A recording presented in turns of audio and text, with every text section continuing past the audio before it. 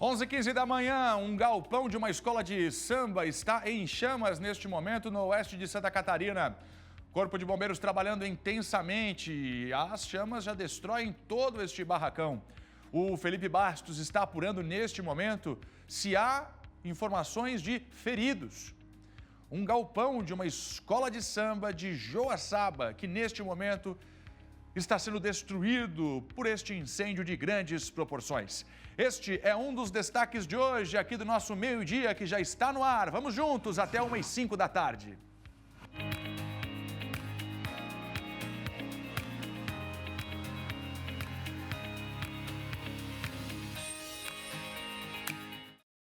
Onze e 16 da manhã, muito bom dia para você. Estamos no ar aqui pelo SBT nesta quarta-feira. Vem junto! Até 1h05 você fica com o jornalismo em tempo real. Se está acontecendo aí perto de você, a gente mostra aqui no SBT. Muito obrigado, de coração, por escolher o SBT para ficar bem informado agora na hora do seu almoço. Então, vamos juntos por aqui. Atenção, eu tenho novos detalhes com relação ao caso do vice-prefeito de Lages, Jair Júnior. Uma nova informação que neste momento está movimentando o caso. Eu tenho aí a imagem, pode colocar na tela. O vice-prefeito de Lages, que está sendo investigado por uma suposta agressão, cárcere privado contra a ex-namorada, está sofrendo também um processo de impeachment na Câmara Municipal de Vereadores. Qual é a novidade então, Fernando Machado? Uma liminar está suspendendo o processo de impeachment neste momento na Câmara Municipal. Isso significa que, neste momento, o processo não avança. Você já vê comigo todos os detalhes desta liminar que foi concedida pela Justiça e, por hora, o processo de impeachment acaba ficando congelado na Câmara Municipal. Vamos acompanhar os desdobramentos deste caso, já, todos os detalhes ao vivo para você. Agora a gente fala de poluição visual e insegurança. A Prefeitura de Florianópolis realizou nesta manhã, a Prefeitura realizou uma operação para a limpeza de postes. Dá só uma olhada aqui, é muito fio. Muitas vezes é fio de energia, mas também é fio de internet, é fibra ótica e aí vai. Vira essa bagunça nos postes de Florianópolis. Muitas vezes as redes já estão até desativadas, mas o fio continua lá. Por isso tem operação acontecendo e se está acontecendo, o SBT está mostrando. É ao vivo na tela do nosso meio-dia. Thiago Pires chegando comigo agora com todas as informações. Olha ele, Brasil. Está na tela do SBT. Onde essa operação está acontecendo e qual é o objetivo dela, hein? Thiago Pires. Como é que se fala quando a gente está falando emaranhado? Será que emaranhado é uma palavra certa para esse momento? Esse rolo, esse bololô desses fios nos postes, hein, ô Thiago Pires? Eu fico me perguntando aqui, o sujeito que chega para fazer a manutenção, a Celesc, o pessoal da telefonia móvel, da internet. Hoje eu tenho uma manutenção para fazer, tenho que fazer o reparo na rede de internet, por exemplo. Aí chega no poste e dá de cara com esse emaranhado de fios. Como é que começa, ô Thiago Pires? Como é que começa um trabalho desse? Explica pra gente. Bom dia, Thiago, bem-vindo. Bom dia, Fernando. Bom dia para você, para toda Santa Catarina. Pois é, complicado, viu? Hoje eu pude acompanhar agora, poucas horas atrás, terminou essa operação dessa data, né? E realmente é bem complicado, viu? A gente passa pelo centro, principalmente, tem muito fio. Você disse, é fio de telefonia, de internet, tem alguns fios que nem eram para estar ali, fios clandestinos, e por isso que a Prefeitura tem feito essa operação e as imagens estão aí para você ver. Ramon Kaminski, hoje pela manhã a gente percorreu algumas dessas regiões, aqui eu estou neste momento aqui no centro, passou pela rua de Djalma Mormon, também a Raul Machado, Cruz e Souza, aqui já de Magalhães. Essas ruas todas receberam esta visita técnica e já retirada dos fios que não estão mais ligados. E muitos deles estavam, inclusive, pendurados, acarretando aí a questão da insegurança para quem passa por ali, principalmente bicicleta, moto e tudo mais, e outras pessoas que se assustam e daqui a pouco pode ter um fio energizado mesmo, né, Fernando? Por isso toda essa preocupação. Enfim, essa ação acontece semanalmente, viu? Hoje a gente pôde acompanhar uma delas. Desde 2024, são 14 ações que já resultaram a retirada de, olha só, Fernando, cerca de 14 toneladas de cabos irregulares, ou seja, eles não eram mais para estar ali, eles estavam ali. Só nessas 14 ações, imagina o que vem pela frente aí, quantos fios vão ser retirados por aí. Nós conversamos com a secretária de Segurança Pública e Ordem Pública, Mariane Matos, que também é a vice-prefeita da capital. Nós conversamos com ela para entender, né, quais são os motivos, o objetivo dessa ação em conjunto aí com a Celesc, com redes de telefonia e com a prefeitura. Vamos ouvir. A prefeitura entendeu por bem, em função das reclamações e da questão da estética da cidade também, né? Se não está sendo utilizada aquela fiação por alguma operadora, enfim, a gente chamou as operadoras, a Celesc, para que fizesse essa limpeza.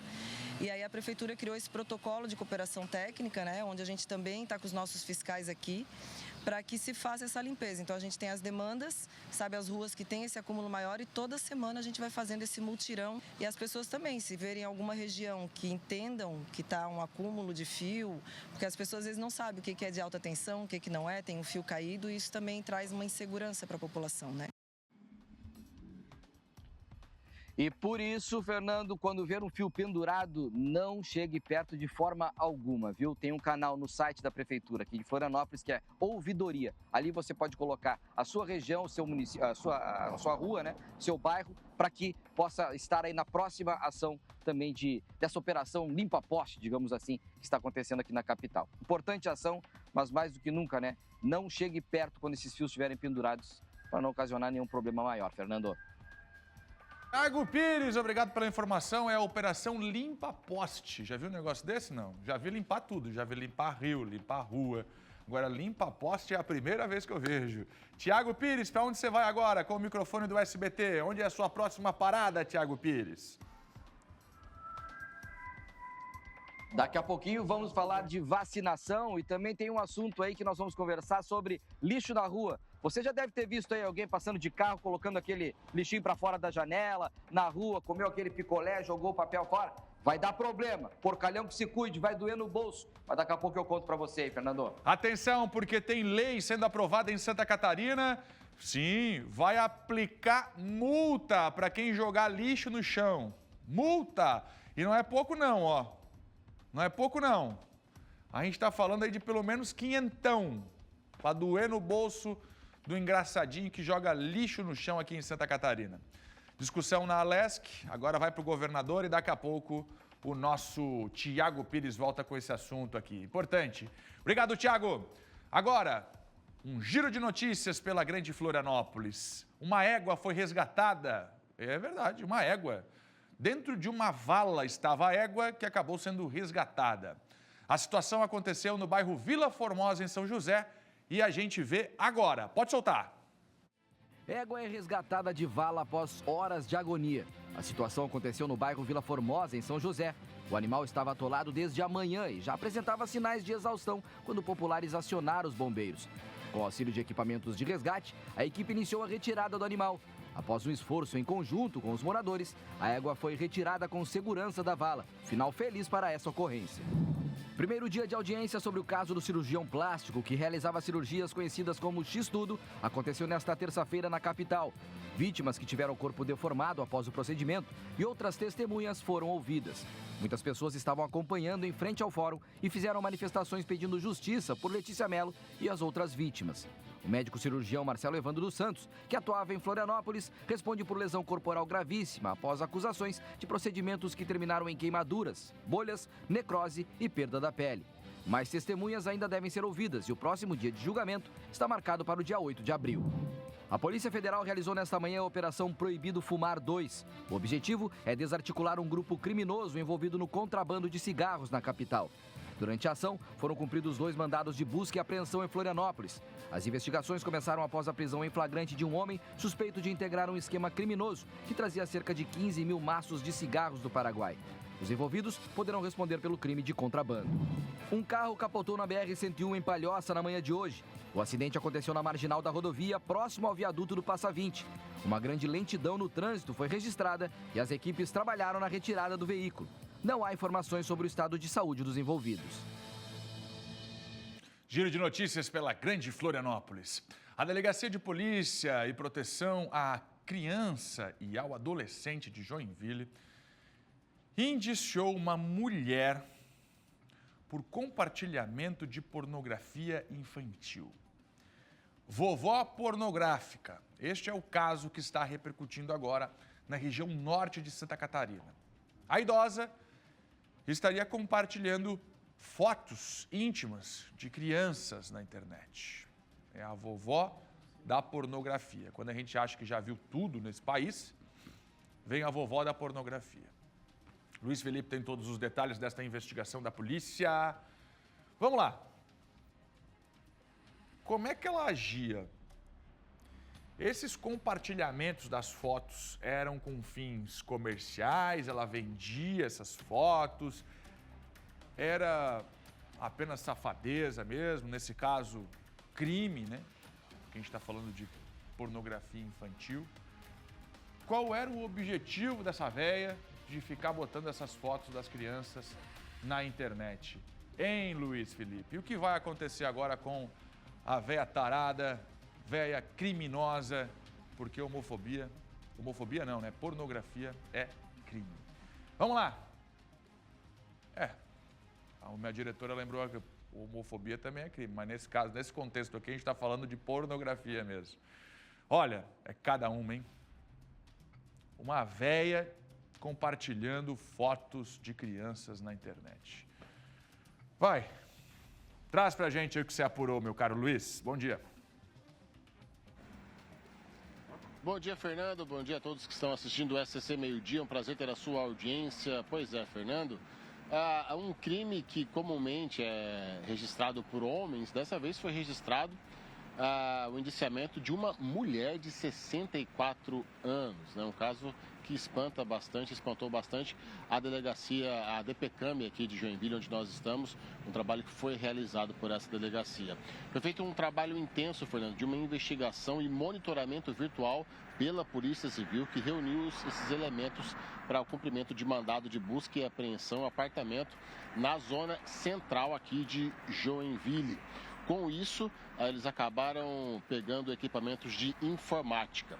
Foi feito um trabalho pericial sobre esse material, que foi apreendido pela DPCAM, e constatou que a investigada teria armazenado e compartilhado arquivos contendo cenas de crianças em atividades sexuais.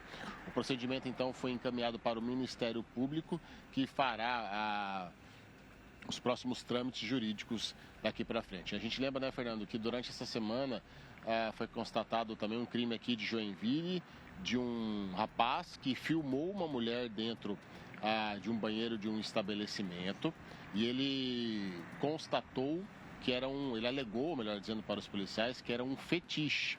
Ele então teve o celular apreendido e foi liberado em seguida, vai responder em liberdade. Diferente desse crime aqui que a Polícia Civil acabou indiciando essa mulher, que é de pornografia infantil. A mulher de 64 anos armazenava e compartilhava vídeos de crianças fazendo sexo. Então, esse crime, a Delegacia de Polícia fez o indiciamento.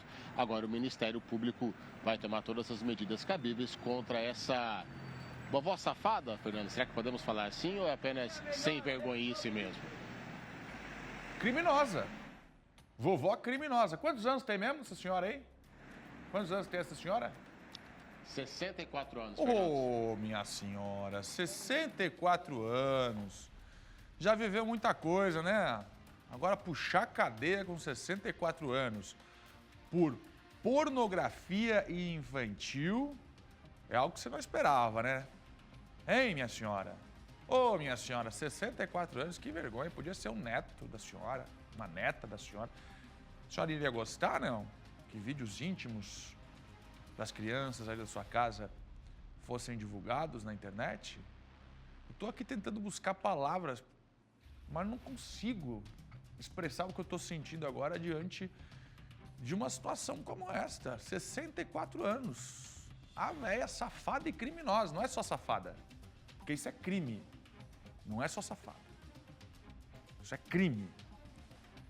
Agora, eu não consigo entender de verdade o que essas pessoas veem, né, em crianças, como é que conseguem imaginar um negócio desse envolvendo crianças, né? Com tanto adulto por aí precisando de um companheiro, de uma companheira, para não falar outra coisa. Né, ô Ramon? Tanto adulto aí precisando daquele pega pra capar e os caras em cima de criança. É muita safadeza, né? É muita safadeza. Isso aí diz que tem fetiche. Vai ter fetiche agora na delegacia. O fetiche dele vai ser esfregar privada. Não, primeiro o caso do homem que gravou no banheiro. Esse aí diz que tem fetiche, né? Vem cá. Vai ter fetiche agora aqui dentro da delegacia. Quero ver o teu fetiche aqui. Safado! E essa véia, eu não sei nem o que dizer pra essa véia aí. Pouca vergonha. 64 anos dá pra ficar presa, lá uns aninhos dá pra ficar. 64 anos ainda dá pra ficar. Que vergonheira. Provavelmente vendia, tá? Provavelmente vendia essas imagens. Polícia investigando agora. Véia safada, véia criminosa. Vai criar vergonha na cara, véia. Ô, véia, vai criar vergonha na tua cara. Ficar divulgando foto de criança fazendo sexo. Véia safada. Obrigado. E pega as malas aí, vai-te embora de Joinville, que o povo de Joinville não vai te aceitar aí não, ô velha safada. Muito obrigado, Luiz. Daqui a pouco a gente volta. Velha pornográfica é a primeira vez que eu vejo. Juro pra vocês. Primeira vez que eu vejo. Véia pornográfica? 64 anos. Atenção! Vamos para os destaques do norte do estado. Informação ao vivo aqui no SBT.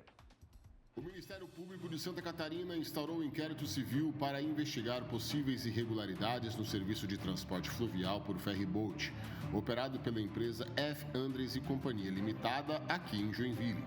O procedimento do MP destaca a necessidade de apurar a qualidade do serviço prestado e garantir a segurança dos usuários.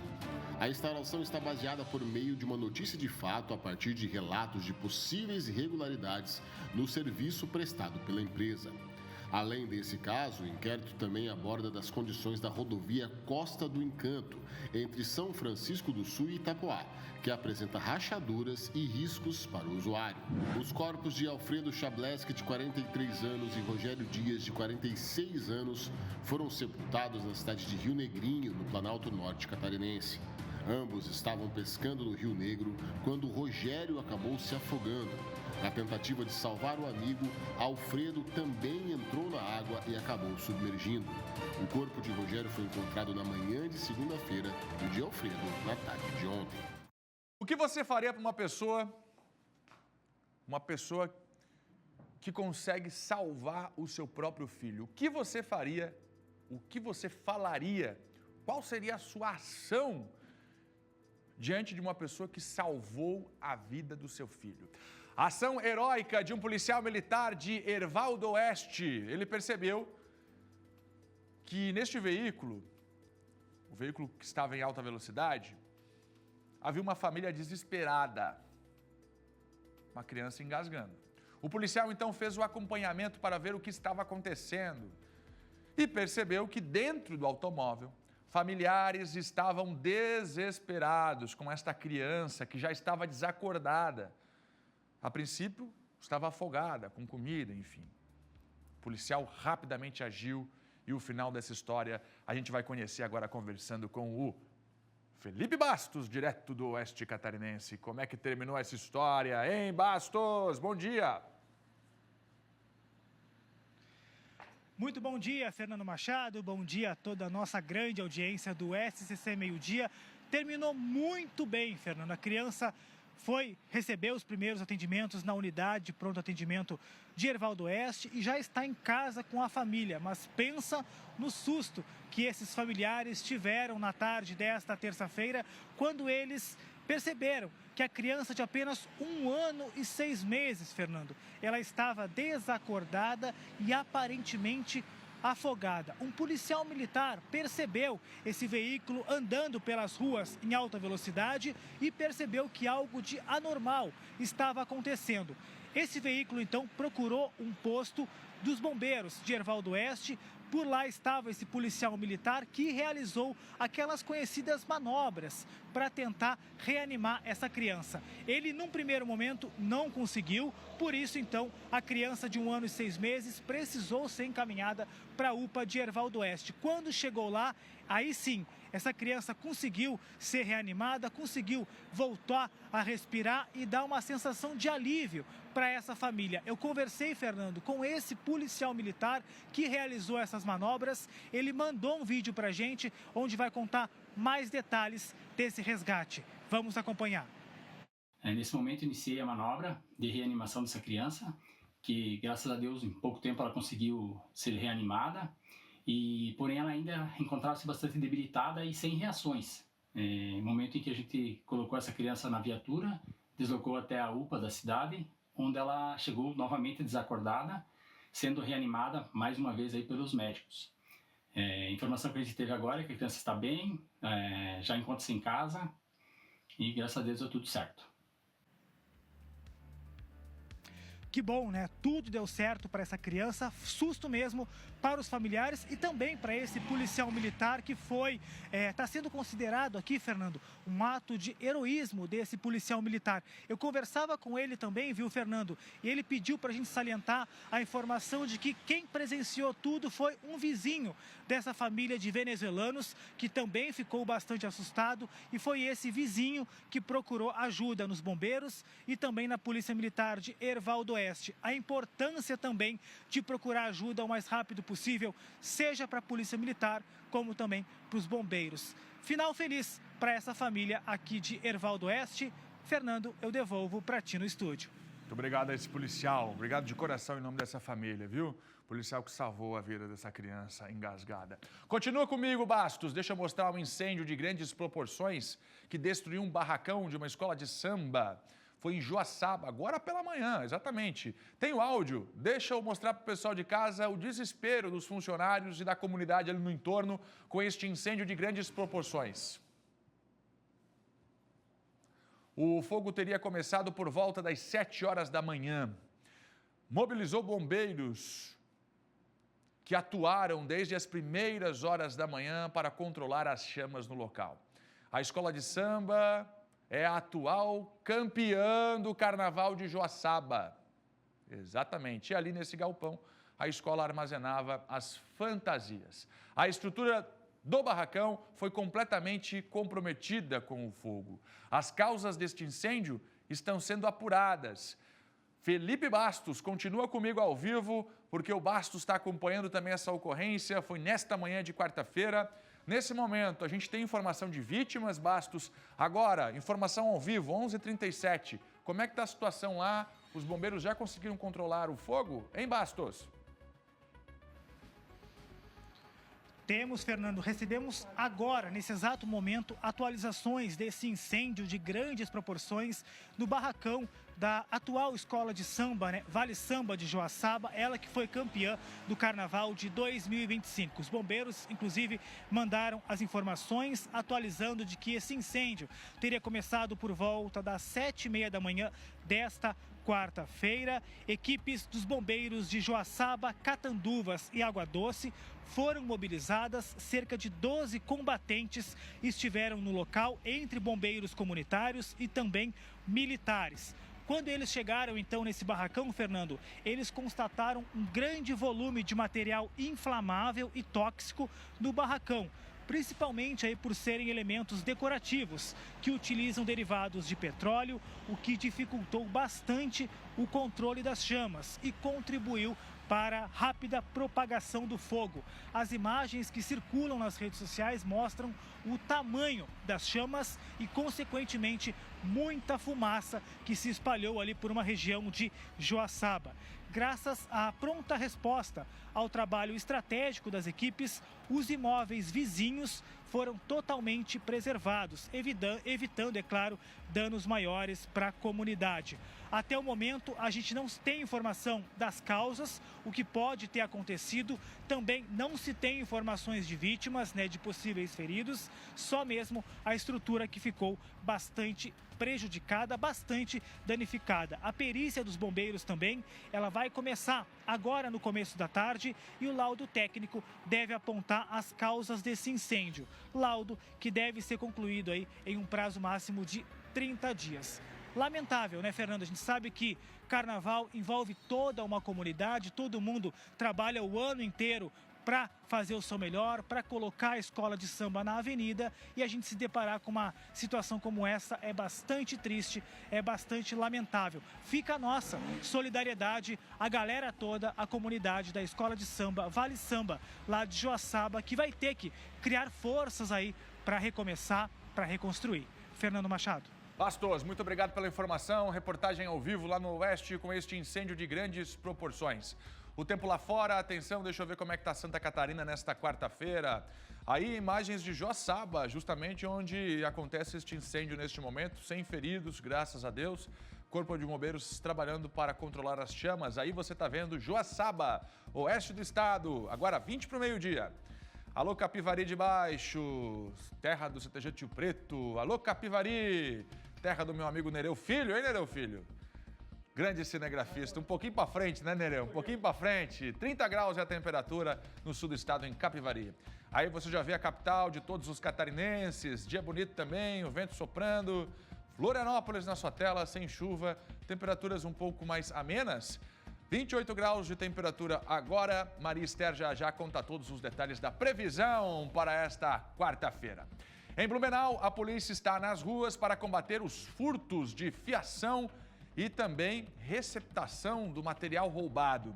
É aquela velha história, rouba o fio para vender o cobre. Agora, o criminoso, o drogado, a pessoa em situação de rua, o vândalo vai lá, rouba o fio. Crime. Quem compra também é criminoso. O nome técnico para isso é receptação. E a polícia quer saber se estão roubando, alguém está comprando. E se alguém está comprando, os criminosos vão continuar roubando. Então, para secar essa onda de furtos e roubos a fios, tem que pegar também quem compra. Se corta a fonte econômica do crime, acaba a palhaçada, acaba a brincadeira. Vem pra cá, PC, todos os detalhes ao vivo. A polícia já pegou alguém aí, não? Porque prender o criminoso que leva o fio é uma história. Agora, prender o receptador, aí a repercussão é diferente. Vai pegar empresário, vai pegar o dono da lojinha, o cara da oficina. PC, conta pra nós, PC, o que só você sabe, PC. Bom dia. Bom dia, Fernando Machado. Bom dia a todos. Os receptadores de fios e cabos furtados são a bola da vez, estão na mira da Polícia Militar aqui em Blumenau. É um crime que está se tornando cada vez mais comum por aqui. Eu quero chamar, inclusive, imagens aí. A gente tem imagens para mostrar de ação dos criminosos. Uma ação criminosa que foi registrada recentemente na região do bairro Itopavazinha, na Frederico Jensen. Dá uma olhada aí. Chamar o FQ, por gentileza, para a nossa equipe de produção. Colocar imagens na tela aqui do SCC Meio-Dia. Os criminosos furtaram fiação de telefonia, mas a ação foi tão ousada, pessoal, mas tão ousada, que eles, além de arrancarem a fiação, parte da fiação, em um determinado momento, eles levaram a caixa junto. A caixa da telefonia, a caixa de fios da telefonia, foi levada pelos marginais. Essa ação ocorreu recentemente aqui em Blumenau. E nesta manhã, a gente destaca o seguinte, justamente isso que você falou, Fernando. Se tem alguém furtando, o produto do roubo está sendo vendido. Se está sendo vendido é porque tem alguém comprando. Por isso que nesta manhã foi realizada esta operação e o foco principal, combater a receptação desses produtos roubados. 6 estabelecimentos comerciais foram vistoriados nesta manhã. Operação parceria, resultado de uma parceria da Polícia Militar com a Celesc, com a Prefeitura de Blumenau, Guarda de Trânsito, Polícia Civil. 6 estabelecimentos comerciais foram vistoriados. O pessoal foi vistoriar, né, a procedência dos fios encontrados. Muita coisa foi encontrada e alguns dos empresários tiveram dificuldade para explicar a procedência do material. Vou conversar agora com o comandante do 10º Batalhão da Polícia Militar, Tenente Coronel Reither, está conosco aqui. Comandante, qual é o resultado da operação? Alguém foi preso? Bom dia. Olá, Paulo. Olá, ouvintes da SCC. Então, nós tivemos a prisão hoje em flagrante de um dos proprietários do estabelecimento comercial que a gente vistoriou pelo crime de receptação. O que a gente fez, né? Essa operação é denominada alta tensão, com foco na fiação da rede elétrica, da Celesc. E a gente fez a operação conjunto com as telefonias, com a Celesc, com a Polícia Civil, com Defesa Civil, Vigilância Sanitária, Vigilância Epidemiológica, para verificar várias infrações que estão ocorrendo, né? Porque não só a parte criminal da receptação, mas também a gente foco em dengue, foco em risco estrutural nos locais, A gente está com uma suspeita de crime ambiental também identificado no local, então a gente está com uma guarnição da Polícia Militar deslocando para o último local que a gente fez a vistoria para verificar se caracteriza ou não o crime. E além dessa prisão em flagrante que a gente teve, a gente também está fazendo um registro de ocorrência com relação a um dos proprietários, porque havia 270 quilos de cobre. Como os senhores podem ver nas imagens, é tudo queimado. O ladrão, quando ele furta, para dificultar depois a empresa de telefonia, a Celesc, a Secretaria de Iluminação Pública Municipal identificar da origem, eles queimam a fiação para derreter o plástico. O revestimento é queimado, fica só o cobre, para dificultar a identificação do produto, a procedência do produto. Exatamente. As próprias telefônicas e a Celesc, elas dizem que dá para identificar da origem, porque a hora que queima, a corrosão fica diferente, há uma coloração diferente. Agora, mas em razão disso, né, nós não temos elementos para conduzir em flagrante e por isso foi feito o registro em desfavor ali do proprietário do estabelecimento comercial. Muito bem, é um trabalho que vai continuar aqui em Blumenau, mais uma tentativa de conter o avanço desse tipo de crime, dessa ação criminosa, furtos de roubos. Agora, qual é o número de ocorrências que a polícia tem aqui nesse primeiro trimestre do ano? As ocorrências estão aumentando, comandante? Não, as ocorrências estão estáveis, a gente está com bons indicadores, mas temos essa preocupação com a parte desse tipo de furto, né, específico, furto de fiação, furto de infraestrutura, porque ele gera impactos que o cidadão não vai ter iluminação, não vai ter energia elétrica. Temos problemas em escolas que estão sem rede de internet porque houve o furto do cabeamento. Okay. Temos problemas com internet, então queremos dar essa atenção para não gerar esse incômodo para o cidadão blumenauense. Muito bem, comandante, muito obrigado pela sua participação ao vivo aqui para todo o estado no SCC Meio Dia.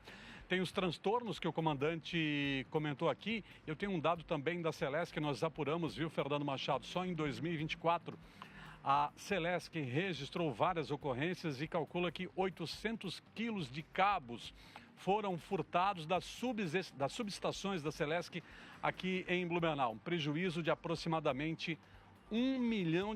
Agora a polícia tenta conter o avanço desse tipo de crime aqui na cidade. Fernando.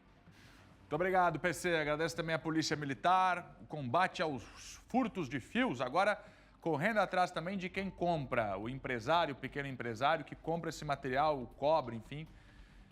E aí agora a prisão por receptação também vai acontecer. Quem sabe desta forma, sem ter para quem vender, o criminoso para de furtar. Obrigado, PC, Polícia Militar, parabéns pelo trabalho. Vamos embora, deixa eu seguir com você. Em instantes, o esporte aqui no SBT. Mais cedo agora, hein? Mais cedo, por volta de meio-dia, com a Angélica Varaschini. Jair Júnior, tem a foto dele aí, não?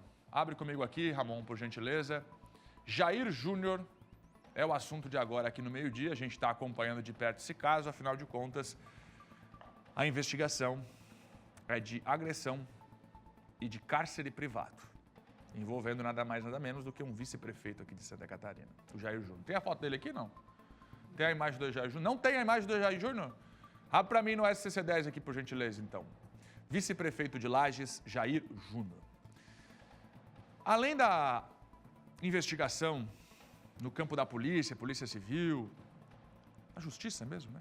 Processo judicial, além do processo judicial, tem um processo político-administrativo ocorrendo na Câmara Municipal. Esse processo político-administrativo quer caçar, rifar Jair Júnior do cargo de vice-prefeito, do mandato de vice-prefeito. E aí, quem está solicitando esse pedido de impeachment diz o seguinte: não tem condição de manter uma pessoa investigada por agressão, violência doméstica, cárcere privado. Maria da Penha. Não tem como manter. É o que diz quem está solicitando o pedido de impeachment, que está, sim, avançando na Câmara Municipal. Qual a novidade desse caso? Qual a novidade desse caso? Aqui você está vendo a sessão que discute o processo de impeachment. Uma liminar acaba de sair suspendendo o processo de impeachment na Câmara. Ou seja, por hora, Jair Júnior vai ficar no cargo de vice-prefeito, congelado o processo de impeachment. Deixa eu subir a serra. Suiane de Lis com todos os detalhes. Aí está ela, Suiane de Lis ao vivo, direto da Câmara Municipal. E vai explicar para a gente agora o que deverá acontecer com esta liminar. A partir desta liminar, que nesse momento está suspendendo o processo de impeachment. Claro que não é tirando a discussão completamente da Câmara. Não é encerrando o processo de impeachment. Não, é suspendendo. Então vamos entender os próximos passos. Suiane de Lis, bom dia. Bom dia, Fernando, para você e para todo mundo que está nos acompanhando no SCC Meio-Dia. É isso mesmo, essa decisão saiu agora pela manhã, uma decisão judicial pela suspensão, então, do processo de impeachment contra o vice-prefeito Jair Júnior, que estava em andamento aqui na Câmara de Vereadores de Lages. Para a gente lembrar, né, entrou o pedido aí, como você disse, foram 2 pedidos, na verdade, feitos pela população, um por uma mulher e outro por um grupo de mulheres aí, justamente, que entraram com esse pedido pela cassação, pelo processo de impeachment. Aí passou a semana passada e ontem, ou melhor, na segunda-feira, houve então a discussão, foi lido todo esse pedido e aí votado pela abertura do processo de impeachment. Os 15 vereadores votaram por unanimidade pela abertura do processo. Mas agora, ontem, houve esse pedido justamente da defesa do advogado do Jair Júnior, o advogado que cuida dessa parte, né, da parte política do processo de impeachment, o advogado Guilherme Tamarini. Ele justamente entrou com um pedido, justamente com mandato de segurança, alegando 2 irregularidades nesse processo. A gente conversou com o advogado agora há pouco e ele nos explicou que seriam 2 pontos que foram trazidos justamente nesse mandato de segurança e deferido, né, parcialmente nesse momento pela Justiça, então com a decisão da suspensão. O primeiro ponto seria o fato da demora, do tempo que levou desde a entrada com o pedido de impeachment por parte aí dessas mulheres, da população, até a leitura e a abertura do processo, que foi uma semana. O advogado disse que na concepção deles isso deveria, por lei, ter sido feito já na sessão seguinte, ou seja, na terça-feira passada, a leitura e a votação pela abertura ou não do processo. E o segundo ponto, e mais importante, é que conforme a legislação federal, que justamente determina essa questão, né, do processo de impeachment contra tanto prefeitos como vereadores, a determinação, o entendimento do advogado de defesa é que Jair Júnior só poderia passar pelo processo de impeachment caso ele tivesse assumido a função de prefeito em algum momento aqui no município. A gente vai conferir agora a entrevista que ele explicou com mais detalhes sobre essas 2 irregularidades que a defesa entende como parte aí desse processo, por isso há esse pedido de suspensão. Vamos conferir. A outra tese era com base na impossibilidade, né, de o senhor vice-prefeito responder pelo processo de impeachment que diz respeito ao Decreto-Lei 201/67, em razão de ele nunca ter assumido a titularidade do Poder Executivo. Então, como ele nunca esteve na chefia do Poder Executivo, o Decreto-Lei 201/67, ele é específico. O vice-prefeito, ele somente participa, ele somente pode ser responsabilizado num processo de impeachment quando ele assume a titularidade da chefia do Poder Executivo. Como nunca existiu essa condição processual, o processo ele é impossível, né? E ele, como ele estava sendo executado, ele desrespeita, por óbvio, o devido processo legal.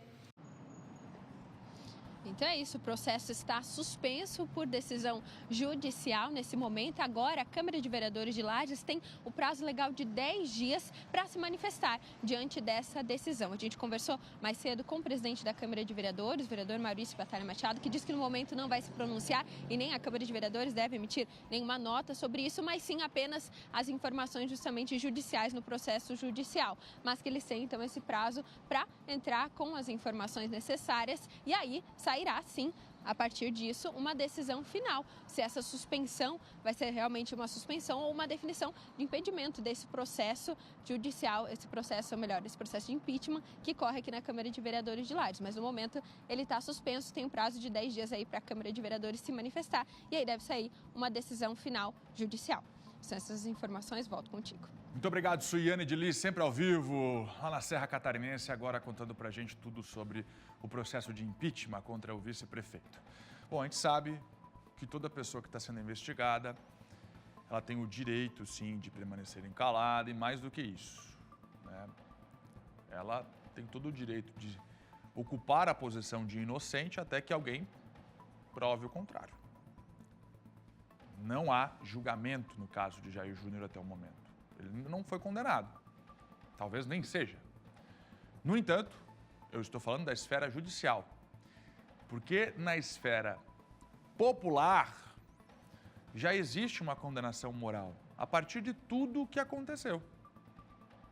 A gente está falando das declarações do vice-prefeito, dos áudios que foram revelados pela vítima, pela irmã da vítima, das declarações que o vice-prefeito fez nesses áudios, nos vídeos do vice-prefeito andando pelas ruas da cidade, atrás de familiares da ex-namorada, o boletim de ocorrência, a prisão em flagrante, o pagamento de fiança, enfim.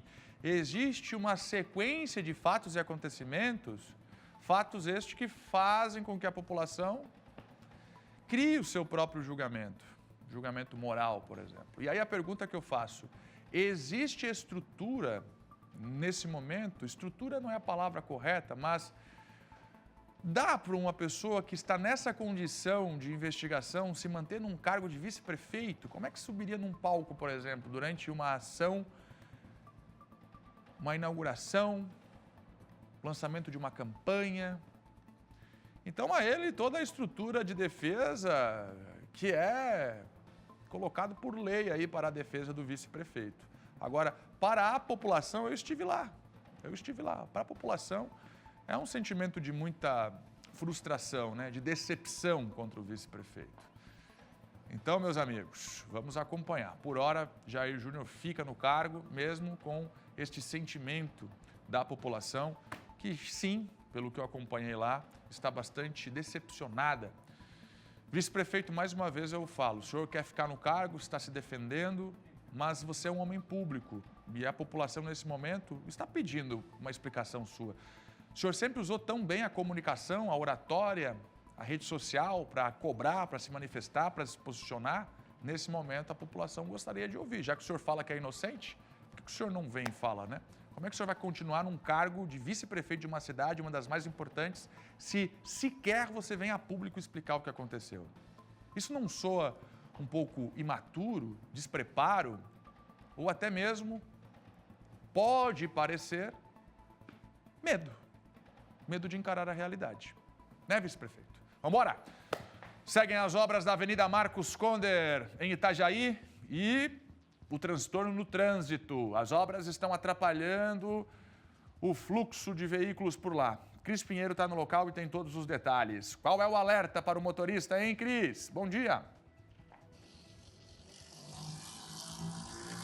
Oi, Fernando. Bom dia para você, a todos que nos acompanham aqui no SCC Meio Dia. Isso, a gente está bem no cruzamento da Avenida Marcos Conder com a Joca Brandão, que fica aqui no centro de Itajaí, uma região bastante movimentada. E é bem neste trecho da Avenida Marcos Conder até a Contorno Sul que acontece neste momento as obras de revitalização da Marcos Conder. Eu vou até sair da frente da câmera para você ver como é que está a situação nesse momento, fluxo bastante intenso. Olha, o motorista, Fernando, que precisa acessar, por exemplo, os bairros como Fazenda, Praia Brava e até se dirigir a Balneário Camboriú, geralmente utilizam essa região, viu?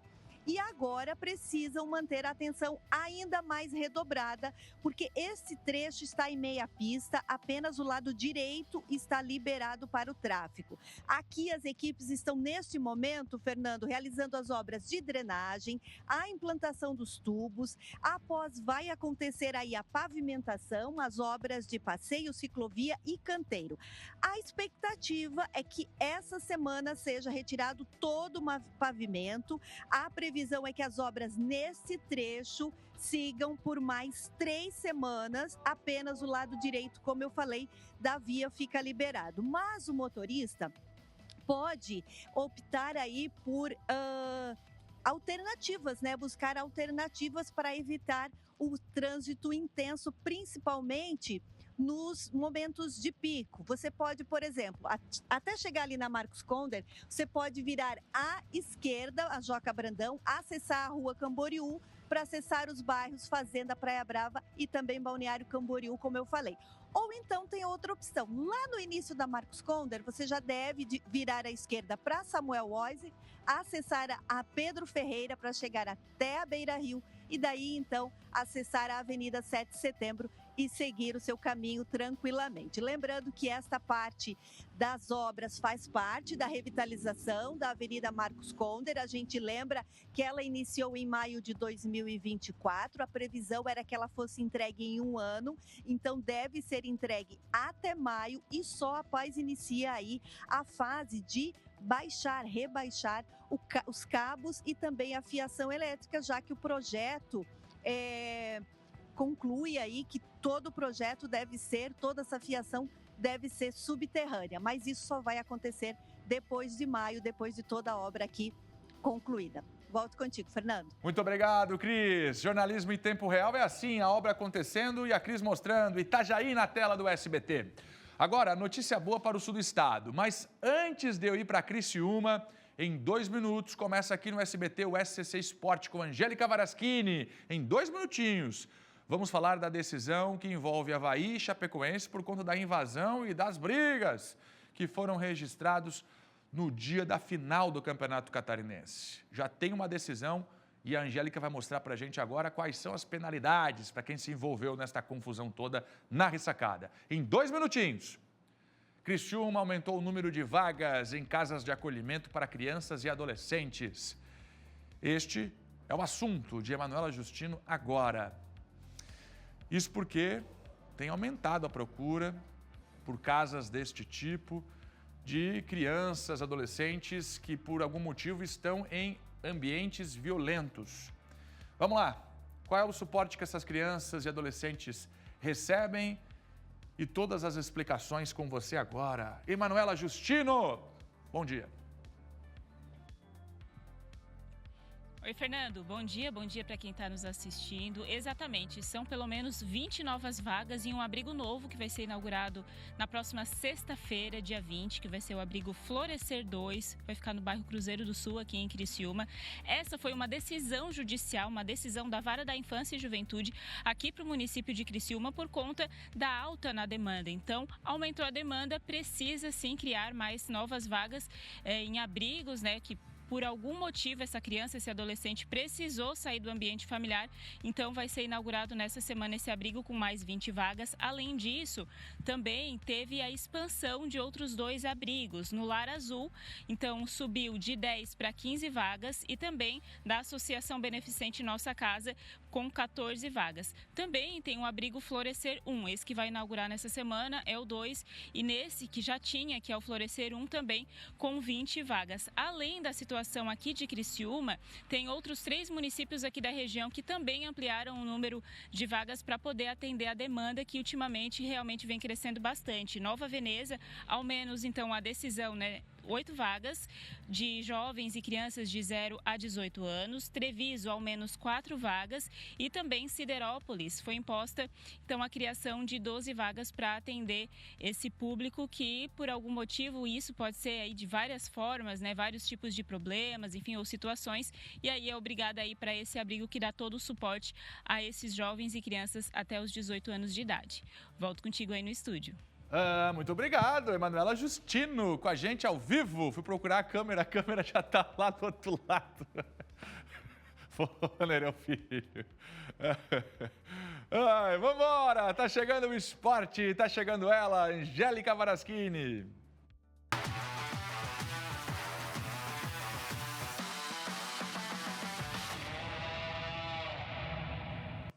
Olá, bom dia para você. Agora aqui no SCC Meio-Dia, hora da gente falar de esportes. E a gente começa falando da Sul-Americana. Nesta terça-feira tivemos bola rolando pela primeira rodada da competição. E você conferiu aqui na telinha do SCC SBT todas as emoções da vitória do Fluminense contra o Once Caldas. Mas no geral, já vou avisando, viu? Não foi uma estreia positiva para os brasileiros. Olha só. Na Colômbia, o Fluminense derrotou o Once Caldas. As duas equipes tiveram oportunidades de abrir o placar. O gol da vitória do time carioca saiu ainda no primeiro tempo com Cano, de cabeça. E foi isso, Once Caldas 0, Fluminense 1. 1 1-0 também foi o placar de União Santa Fé da Argentina e Cruzeiro. Mas a rede balançou somente no segundo tempo, aos 48 minutos. Diego Dias pegou a sobra e marcou o gol da vitória dos argentinos. União Santa Fé 1, Cruzeiro 0. No Peru ficou tudo igual para Cienciano e Atlético Mineiro. As equipes até tentaram balançar as redes, mas a falta de pontaria e os goleiros não deixaram sair o gol. E foi isso, Cienciano 0, Atlético Mineiro também 0. E hoje tem mais brasileiros em campo. Vamos conferir como estão os jogos para esta quarta-feira na Copa Sul-Americana. Olha só, hoje tem Corinthians e Huracan na Neoquímica Arena às 7 horas da noite. Também tem Talhares e São Paulo no Mário Alberto Kempes às 9h30. No mesmo horário, Vitória e Universidade de Quito, também hoje. E para fechar, Esportivo Luquenho e Grêmio se enfrentam hoje também às 9h30 da noite, os brasileiros na Copa Sul-Americana. E também tivemos a primeira rodada da Libertadores. E olha, pessoal, não tá nada fácil para os brasileiros, seja na Sula, seja na Libertadores. Meu Deus do céu! O Fortaleza foi goleado em casa. Olha como foi. No Castelão, o Fortaleza foi derrotado pelo Racing da Argentina. Após jogada de escanteio, Maximiliano Salas abriu o placar para os argentinos. Já no segundo tempo, a La Academia encaixou bom contra-ataque. João Ricardo e Davi Luiz até tentaram salvar, mas Almeida mandou para as redes. E depois de cobrança de escanteio, Souza pulou mais alto que todo mundo e de cabeça liquidou a fatura. Fortaleza 0, Racing 3. Não tá fácil. Bora conferir também os jogos da Libertadores de hoje dos brasileiros. Universidade de Chile e Botafogo no Nacional de Santiago às 9h30 da noite. E também tem Talhares e São Paulo no Mário Alberto Kempes às 9h30 da noite. Libertadores de hoje. Muitos jogos que a gente traz para vocês por aqui. E por enquanto, a bola ainda não está rolando no velho continente para o UEFA Champions League. Mas a expectativa, vou contar para vocês, já está grande e muito grande. O nosso correspondente João Venturi está em Madrid, na Espanha, e conta tudo para a gente.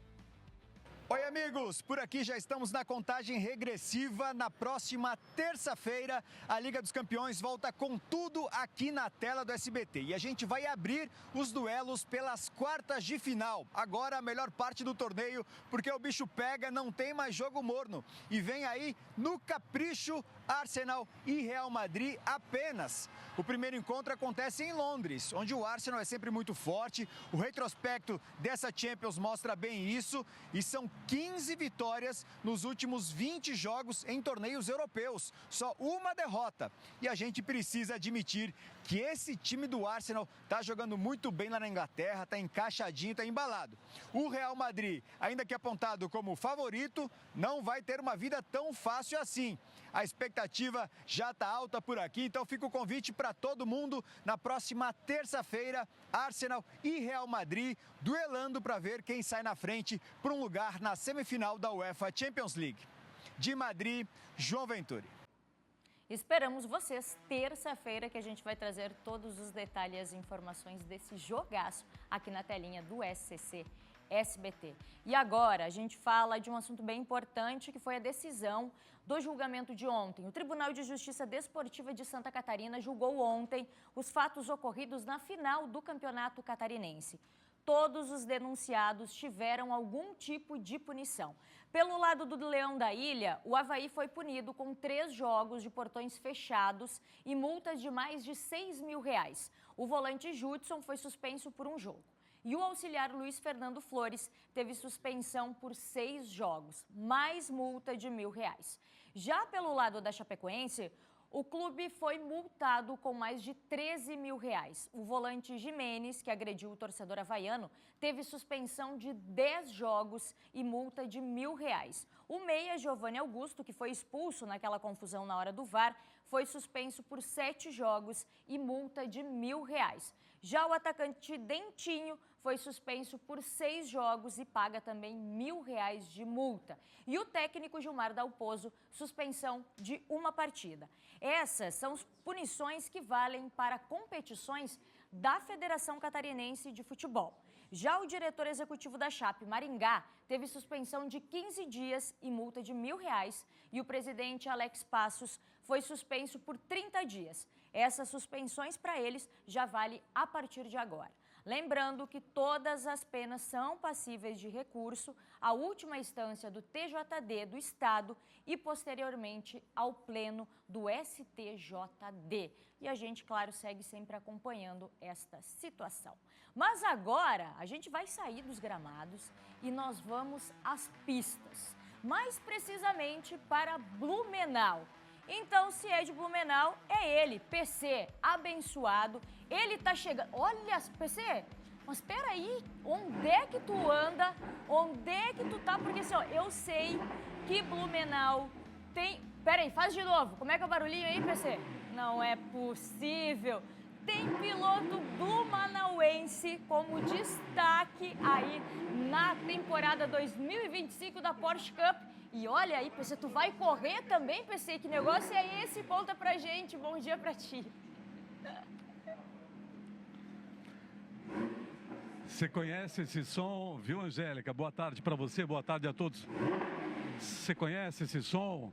Esse é o som da emoção da velocidade. E sabe por que eu estou acelerando, Angélica? Vou pedir licença aqui. Deixa eu sair aqui dessa nave. Sabe por que eu estou acelerando? Misericórdia, estou fora de forma. Sabe por que eu estou acelerando, Angélica? Porque pediram para eu acelerar no vivo, 2 minutos, né? E ó, deixa eu falar, esse aqui é um Porsche GT3 e é do Silvio Morestoni, que é o piloto blumenauense que está voando baixo na Porsche Cup 2025. 2 etapas disputadas até aqui, ele tem 2 pódios, uma vitória, um segundo lugar, que garantem a ele a liderança da competição. E no final de semana tem mais uma etapa. Silvio Morestoni, o alemão, italiano, advogado voador de Blumenau. Tudo bem, PC? Acelerar é contigo, né? É isso aí, a gente gosta muito de automobilismo, né? Então a pista é o nosso lugar certo. Agora, quanto que a temporada do ano passado te preparou para essa nova categoria? Então, PC, se for fazer um comparativo com o campeonato de futebol, eu saí da Série C para a Série A. Eu dei um pulo, né? Me selecionaram para participar da categoria principal e agora a gente está participando da categoria carreira e a gente está conseguindo trazer bons resultados aí para Blumenau, para Santa Catarina. É um segundo lugar e um primeiro. Estamos na frente no campeonato. Deixa eu falar um pouco desse carro aqui, Angélica. Você quer comprar ele? Eu estou vendendo, viu? Ele faz 1 quilômetro, aliás, ele faz 2 quilômetros com 1 litro de gasolina. Mas, ó, tem vantagem também. Ele vai de 0 a 100 em 3 segundos. Tá interessado? Ó, a lataria está em bom estado. Dá uma olhada no brinquedo, na máquina do Silvio Morestoni. Ó, abençoado, deixa eu te falar. Você correu na chuva outro dia, né? E na chuva tem que acelerar também ou tem que ir com mais cautela? Não, tem que acelerar mais. E foi a chuva, eu pedi para São Pedro fazer chover naquele dia, porque eu precisava de um resultado, eu precisava ultrapassar 7 pessoas para alcançar a primeira posição na minha categoria. E sem a chuva eu não iria conseguir fazer, então eu estava torcendo para chover. O bom piloto tem que saber tocar na chuva, né, PC? Tá vendo? Então que chovam em todas as etapas desse ano e boa sorte para você, Silvio. Tá certo, gente. Obrigado. Conto com a torcida aí de Santa Catarina e de Blumenau especialmente. Valeu. Blumenauense voador tá voando baixo na Porsche Cup 2025. Não sei porque eu tô falando alto, né? Que o motor tá ligado aqui.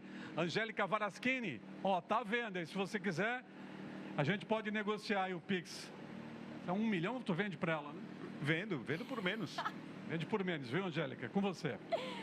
Valeu, PC. Nossa, quem dera ter no orçamento para comprar essa máquina. Não sei nem andar nisso. Acelera tanto que é até perigoso para mim uma máquina dessas. Sensacional, PC. Obrigada aí pela participação de vocês. E a gente vai ficar aqui com certeza torcendo por essa, olha aí, Blumenau, Santa Catarina. É isso aí, a gente vai ficar torcendo pelos nossos catarinenses. Obrigada, PC, sensacional. Que máquina, hein, gente? Meu Deus do céu.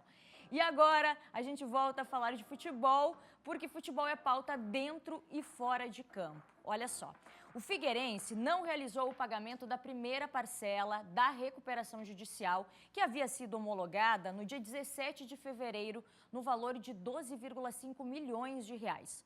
O Figueira está sim exposto a possíveis pedidos de falência por parte dos credores. O motivo disso é que o Furacão ainda não recebeu o aporte financeiro de 60 milhões de reais da Clave Capital, empresa que administra a Figueirense SAF. O alvinegro contesta a retirada de algumas opções de pagamento aprovadas em assembleia da recuperação judicial, assim como a necessidade também de autorização para transferência de propriedade do terreno onde ficava o ginásio Carlos Alberto Campos para a SAF. O clube entrou com um agravo de instrumento pedindo 2 liminares. Uma para suspender os pagamentos até o julgamento dos embargos de declaração que já foram protocolados e outra para liberar as penhoras sobre o terreno. Desenrolando toda essa história, o juiz pode sim decretar a falência do Figueirense, mas para que isso realmente aconteça, vários itens precisam ser analisados. Nós entramos em contato com o Figueirense, que preferiu não se manifestar no momento.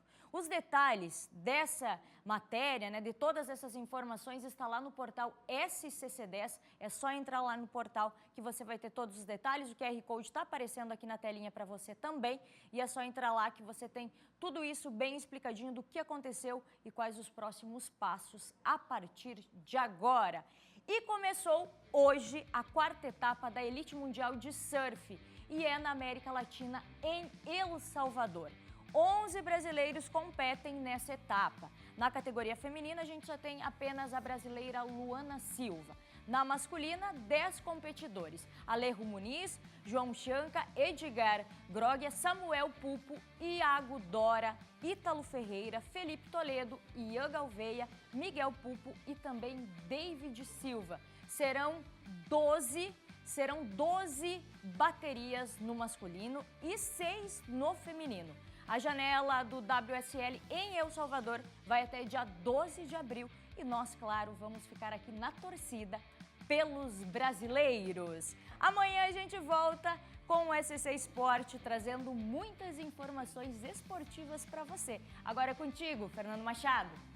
Angélica Varaschini, sempre com o esporte em novo horário, aqui por volta de meio-dia, 12h05.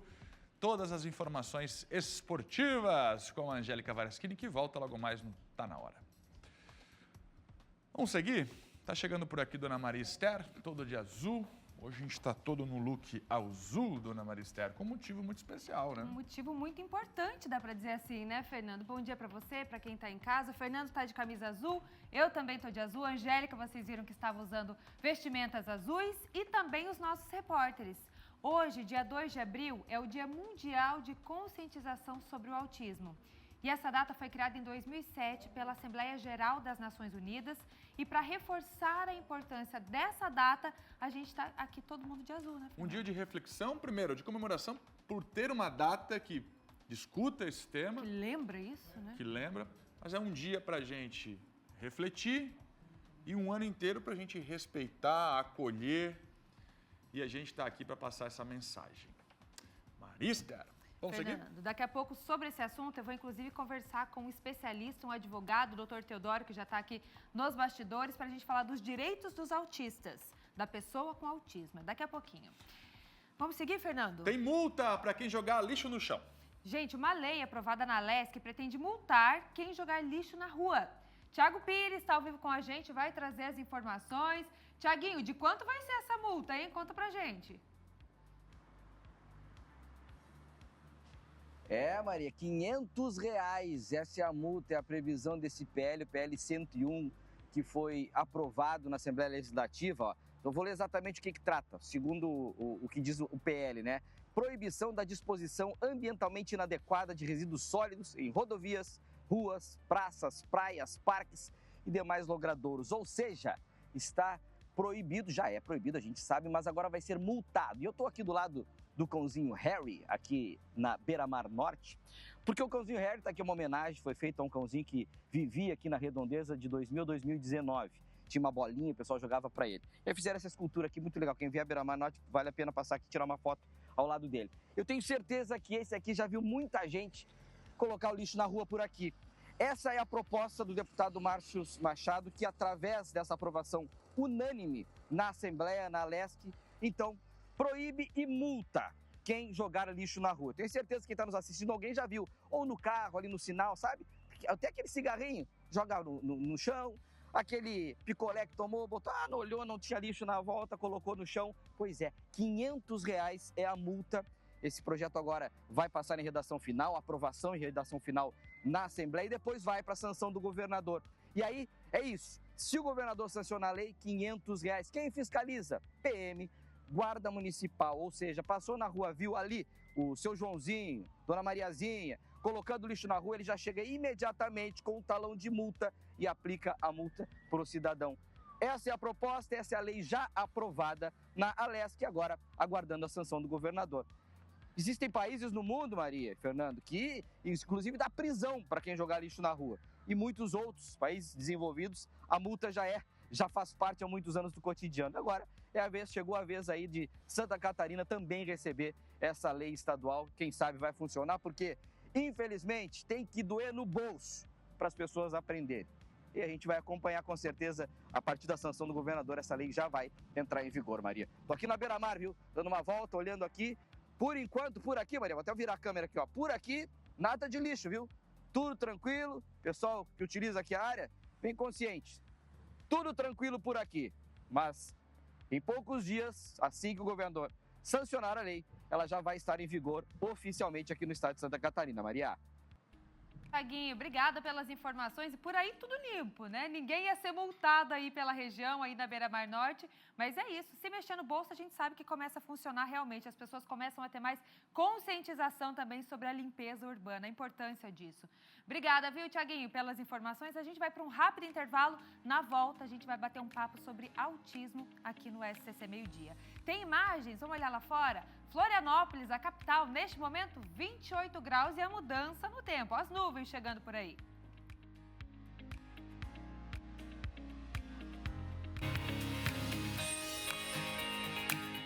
De volta com o SCC Meio Dia dessa quarta-feira, nós recebemos a informação agora de um acidente, gente, que aconteceu agora há pouco, na BR-101, em Palhoça, no quilômetro 234, em frente à aldeia indígena sentido sul. Uma colisão envolvendo carreta e caminhão, por isso o trânsito está bem complicado. Você, motorista que vai passar por ali no famoso Morro dos Cavalos, olha, atenção para vocês, sem acidente neste momento. Hoje é um dia muito importante para as pessoas com o transtorno do espectro autista, mas também para todos nós que não fazemos parte do espectro. Neste 2 de abril, Dia Mundial de Conscientização sobre o Autismo, nós vamos conhecer mais sobre esse mundo e ver de que forma nós podemos contribuir para acabar de vez com o preconceito. A reportagem é de Kaique Guede e Erionto Júnior.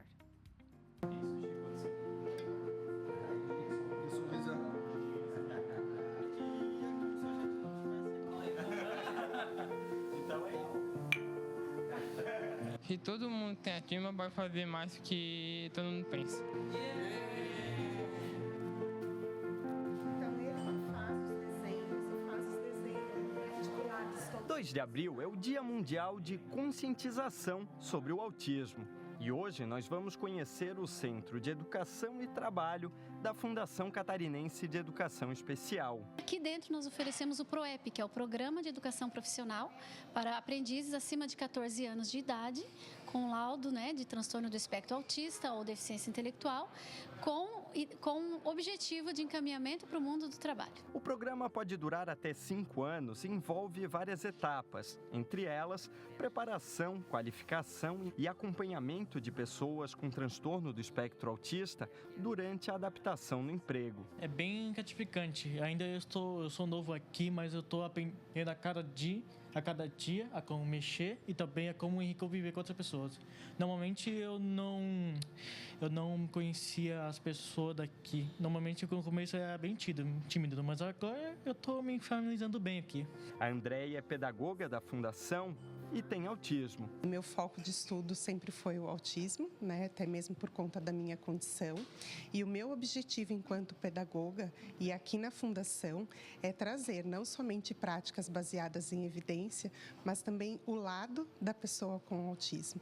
Então, eu consigo colocar para os professores, eu consigo colocar para as famílias que aqui a gente atende, para os nossos aprendizes, o que é viver com autismo e de que sim, nós somos capazes. O Cauê é exemplo prático dos resultados, da importância de todas essas iniciativas. Como é que foi participar dos projetos na Fundação?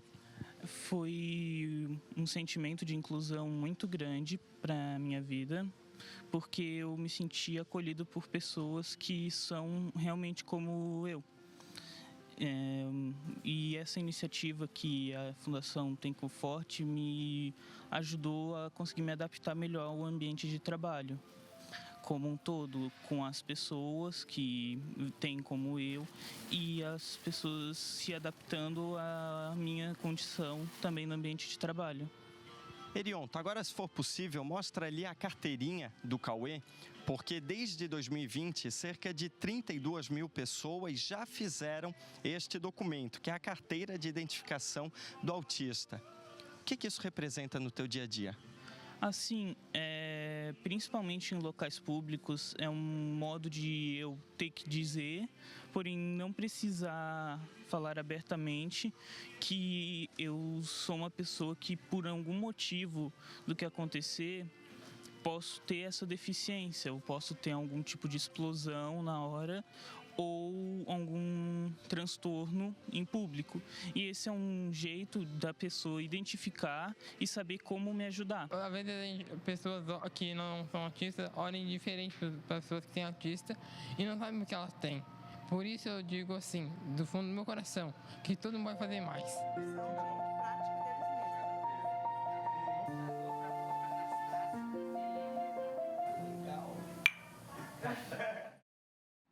Muito bem, estou aqui acompanhada do Dr. Teodoro, advogado, especialista nessa área, né, da pessoa com deficiência, e ele veio falar dos direitos dos autistas, das pessoas que têm o transtorno do espectro autista. Seja muito bem-vindo, Dr. Teodoro, é um prazer tê-lo aqui no SCC Meio Dia. Muito obrigado, agradeço imensamente o convite, cumprimento a todos os telespectadores, é uma honra. Eu gostaria que você começasse falando, que o doutor começasse falando sobre esse seu crachá. Esse crachá a gente mostrou na reportagem ali, então o doutor também tem o espectro. Sou autista nível 1 de suporte e já também fluí para o nível 2, né, porque ele não é estável, então pode, dentro de uma vida, então pode sair de nível 1, nível 2 a nível 3, pode regredir também, mas claro, né, não considerando todas as outras comorbidades do autismo, né, só para fazer um parênteses, e também sou TDAH. Que é bem difícil também. Também merece muita atenção nesse sentido. Merece. Então, doutor, vamos lá. Vamos aproveitar e começar a falar do crachá. A gente o Kaique trouxe na reportagem falando que ele consegue dar esse acesso, ele permite esse direito até das pessoas que estão no entorno reconhecerem os autistas, não é verdade? Justamente, porque o autismo em si não é visível aos olhos. Então, numa fila preferencial, num banco, num supermercado, a pessoa que está utilizando o cordão de identificação já estará passando para o outro a informação de que é uma pessoa que ou é autista, ou TDAH, ou tem alguma outra condição que não é visível aos olhos, portanto, também tem direito a utilizar a fila preferencial. Entendi. É um dos direitos, então, utilizar essas filas. Então, tem prioridade no atendimento, tanto em espaço público como privado? Exatamente, tanto público quanto privado. E isso também em ambientes de saúde. Ótimo. Então, para conseguir um atendimento mais rápido, também tem essa prioridade. Exatamente. Doutor Teodoro, vamos falar agora da saúde. Além dos hospitais, né, que você falou desse atendimento, tem algum outro direito com relação a isso? Medicamentos, por exemplo? Medicamentos também e fornecido pelo SUS. Todo o tratamento, as terapias e algo que é bastante importante mencionar sobre planos de saúde. O acesso da pessoa autista aos planos de saúde não pode ser vedado de forma alguma por esta condição. É uma forma de discriminação. Então, o plano de saúde ele não pode negar não somente as terapias, mas como também o acesso a essa pessoa ao plano de saúde. Ótimo. Com relação à educação, a gente escuta muito falar que já desde pequenininhos, algumas escolas acabam não aceitando esses alunos, já tem essa questão da discriminação, do preconceito também, mas existe uma lei que diz que o autista, a criança autista, precisa ter um acompanhamento dentro de sala de aula? Exatamente. Mas sobre isso eu vou fazer um parênteses que é muito importante, que é pouco falado. O laudo é essencial para que essa criança tenha acesso a esse profissional. Por quê? Porque no laudo ele precisa constar que esse aluno precisa de acompanhamento especializado. Porque não necessariamente ele vai precisar. Então é feita uma avaliação multidisciplinar constante na lei. E essa avaliação vai dizer o que ele precisa, onde ele precisa, seja na educação, seja no meio social, quais terapias. Então, por isso que é importante a construção desse laudo e, depois disso, fazer a solicitação. Por isso que, algumas vezes, é negado esse direito porque não consta. Entendi. E é preciso constar. Entendi. Então tem que buscar um profissional mesmo, né? Exatamente. Saber fazer com o médico toda a avaliação, o diagnóstico, para daí ter esse laudo e conseguir esse direito também na escola. Exatamente. Agora vamos falar um pouquinho de transporte. Também tem algum direito no transporte público, por exemplo? Tem. Inclusive em Santa Catarina nós temos uma lei estadual que garante à pessoa autista o transporte gratuito interestadual. Então consegue transitar livremente, gratuitamente. Olha isso, gente. Tem muita gente que pode estar assistindo, tem na família e nem sabe desses direitos, né? Não tem esse conhecimento todo de tudo isso que é disponibilizado. Gratuidade, você falou agora do transporte, tem algum outro espaço também? De gratuidade, não. Mas nós podemos falar de, por exemplo, do lazer, onde alguns estabelecimentos, alguns espaços garantem 50% a meia entrada. Ótimo. Cinema, parques, em vários locais, 50% para a pessoa autista. Ótimo, então já tem esse desconto. Eu vi também que em passagem aérea consegue um desconto para acompanhante. Para acompanhante também. Olha só que legal, a gente tem que ficar por dentro, é um assunto muito importante que a gente está falando aqui. E eu quero encerrar essa entrevista com uma notícia que está no portal SCC10. A gente até abriu aquele na lateral para o doutor poder comentar rapidamente, ó.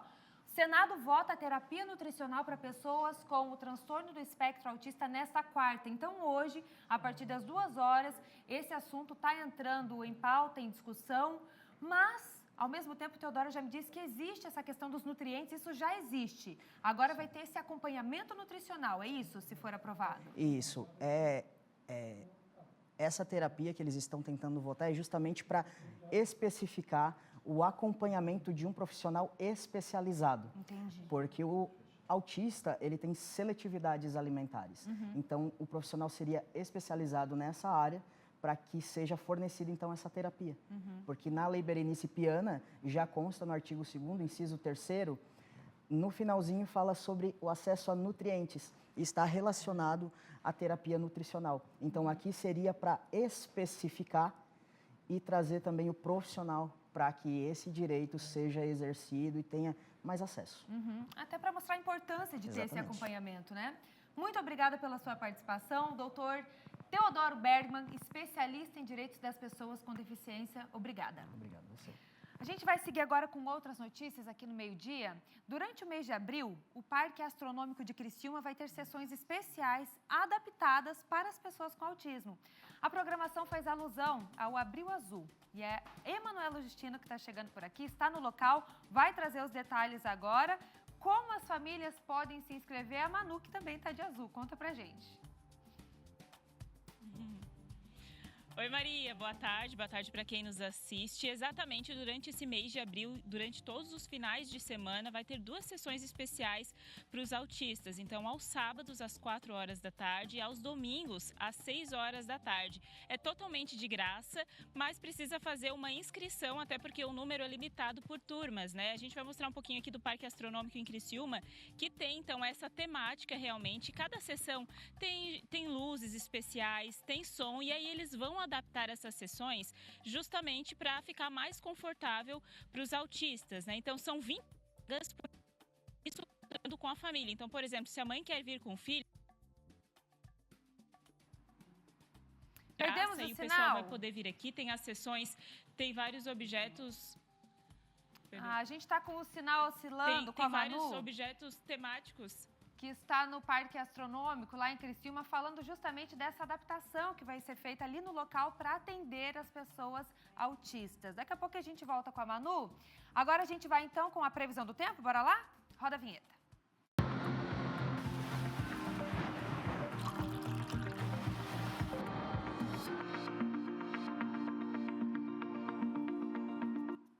Para falar da previsão hoje, nós vamos dividir o nosso mapa aqui em duas partes, viu?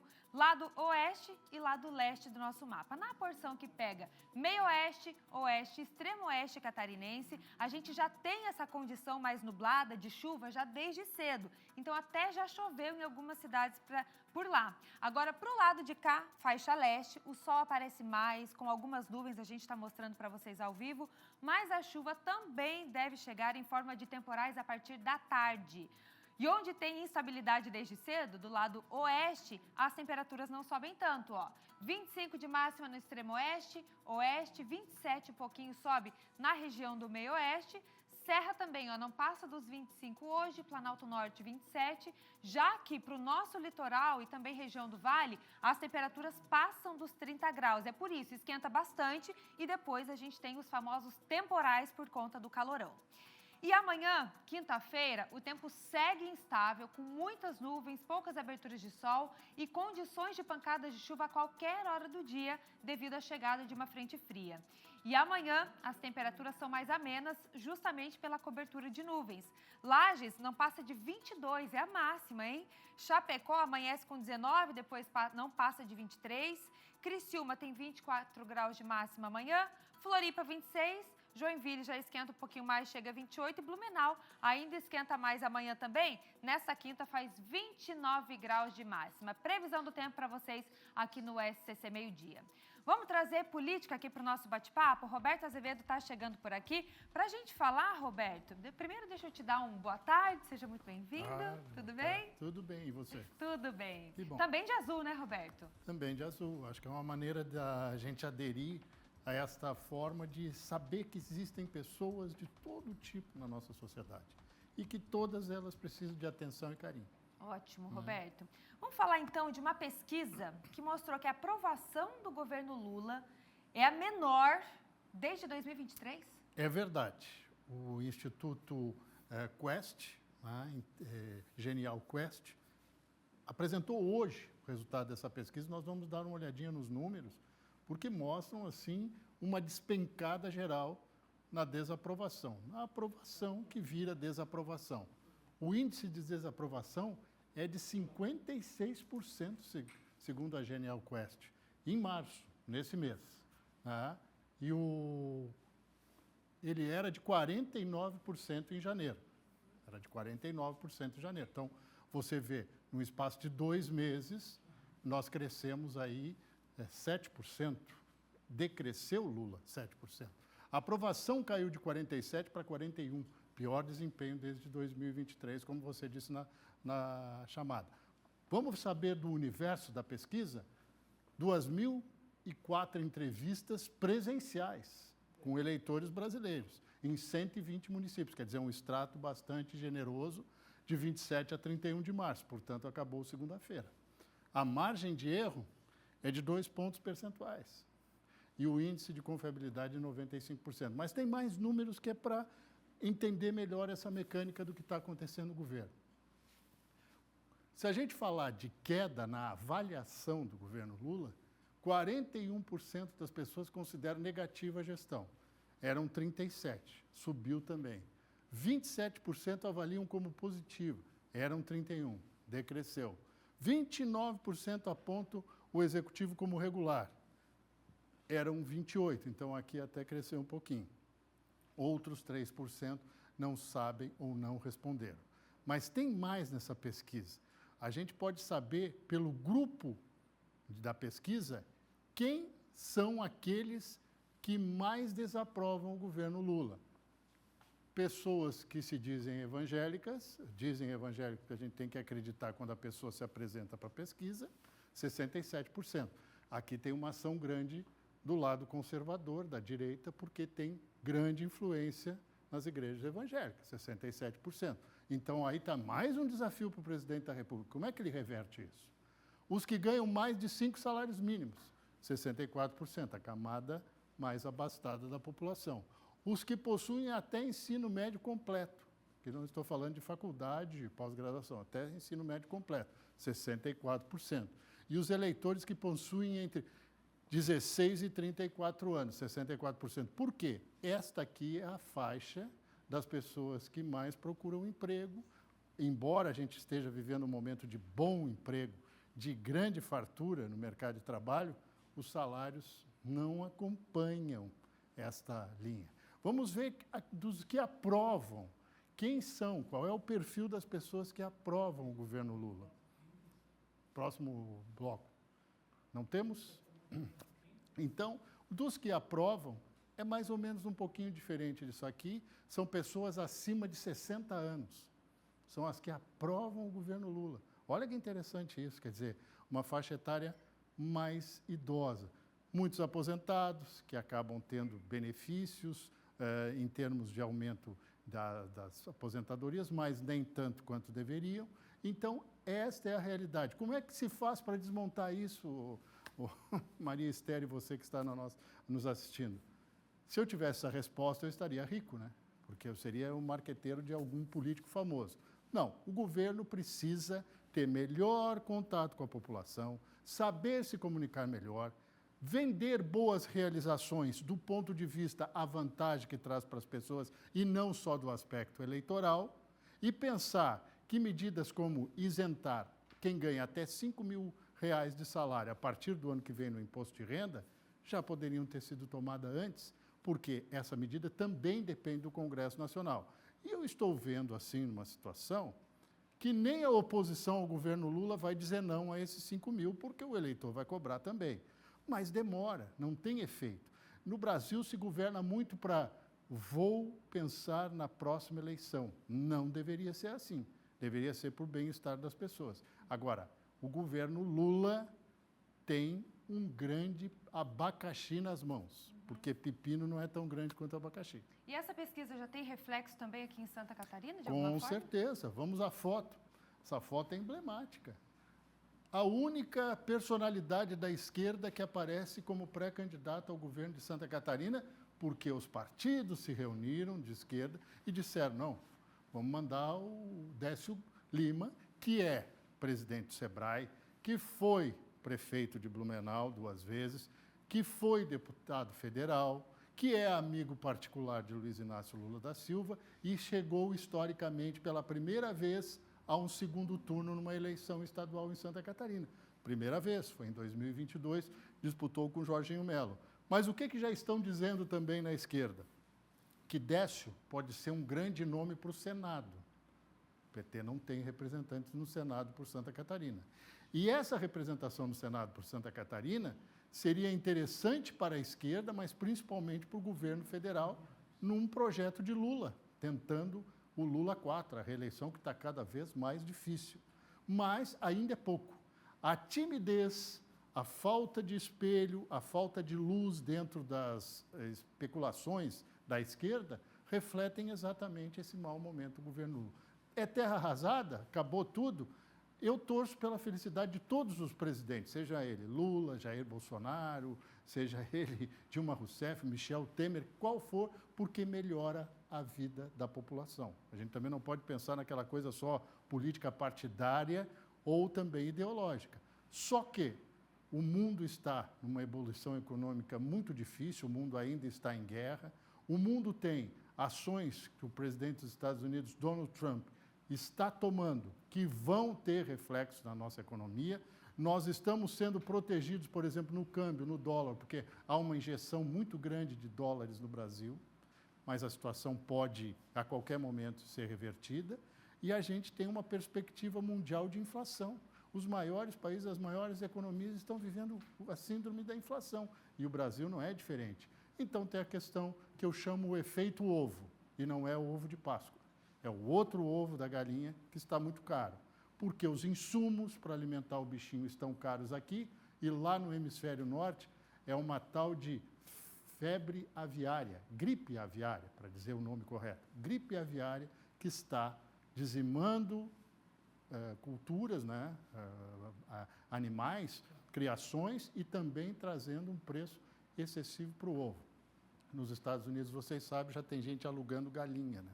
Alugando galinha? Alugando galinha. Tem empresas que alugam galinhas, até quatro galinhas.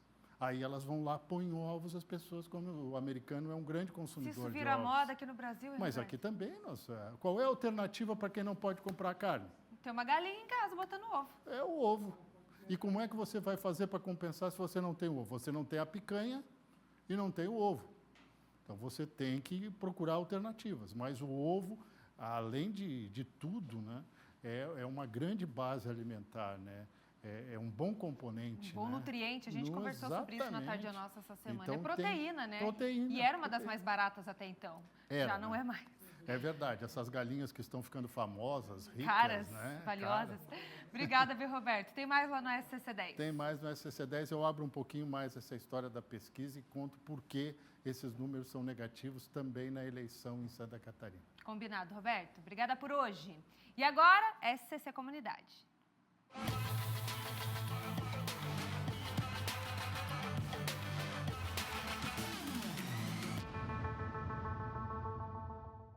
Uma grande polêmica está acontecendo entre os moradores do bairro Itacorubi, em Florianópolis. A derrubada de 21 árvores na região causou discussões e até brigas frequentes entre eles, os moradores. E aí surgiu o grande questionamento sobre o motivo de cortar todas essas plantas. É claro que a nossa equipe foi lá para entender essa história e a gente vai conferir agora. Um cenário de calmaria, com árvores bem na janela de casa.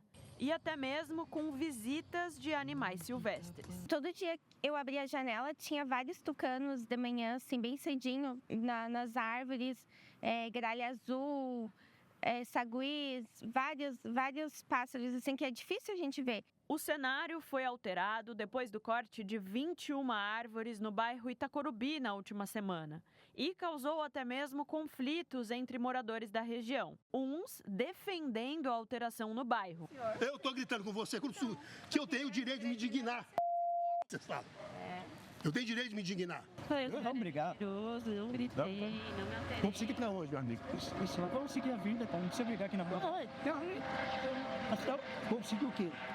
E outros revoltados com a derrubada. Ficamos assim completamente chocados, porque a alegação foram árvores doentes. Contamos, são 20 árvores doentes, é o questionamento que se faz. Não tem fiação por aqui, não está levantando calçadas, então a gente não compreendeu e a gente questionou. As árvores são do condomínio? A árvore não é da comunidade? Simplesmente 20 árvores com autorização da Floran? Como assim?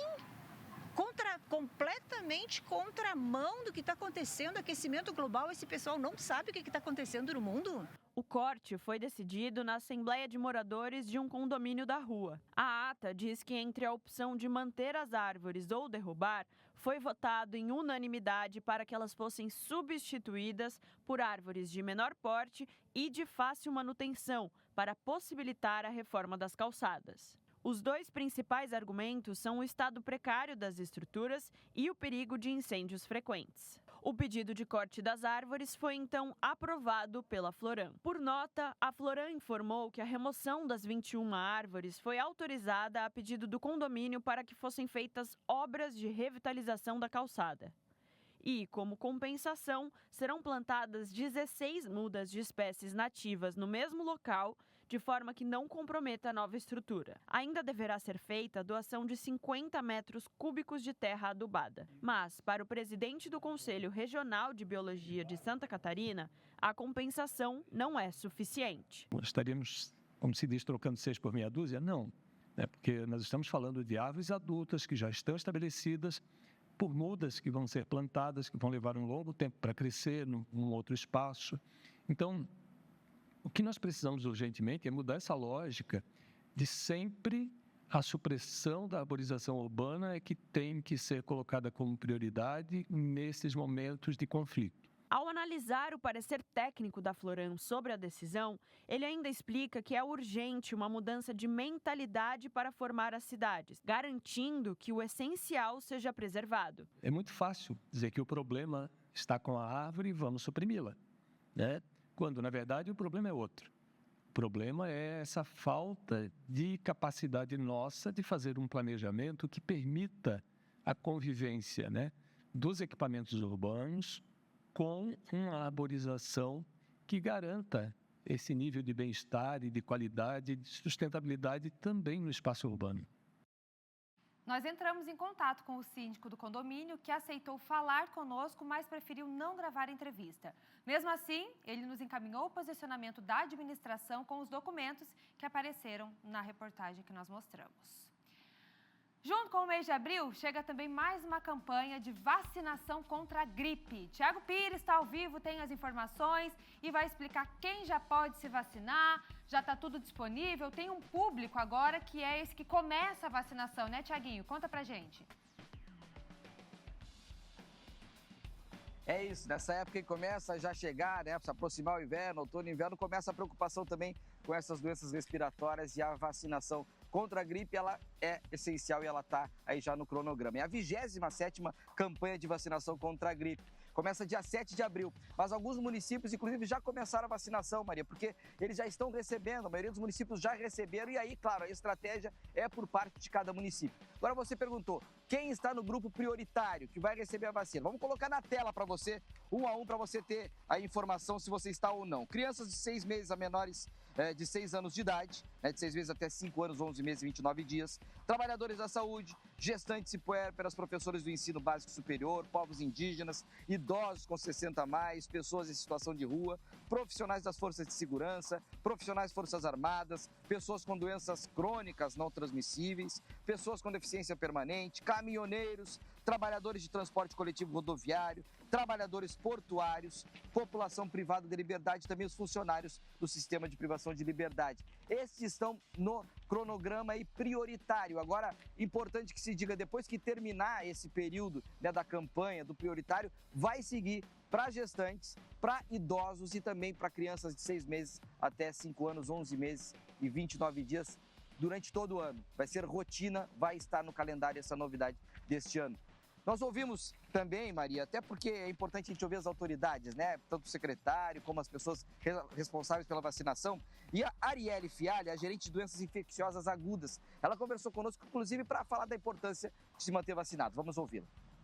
É importante reforçar que as pessoas devem estar procurando pela vacina o quanto antes, considerando que a gente vai entrar num período sazonal da doença, que é o momento que a gente tem mais casos da doença, que aumenta o número de hospitalizações e, consequentemente, em alguns casos, o óbito.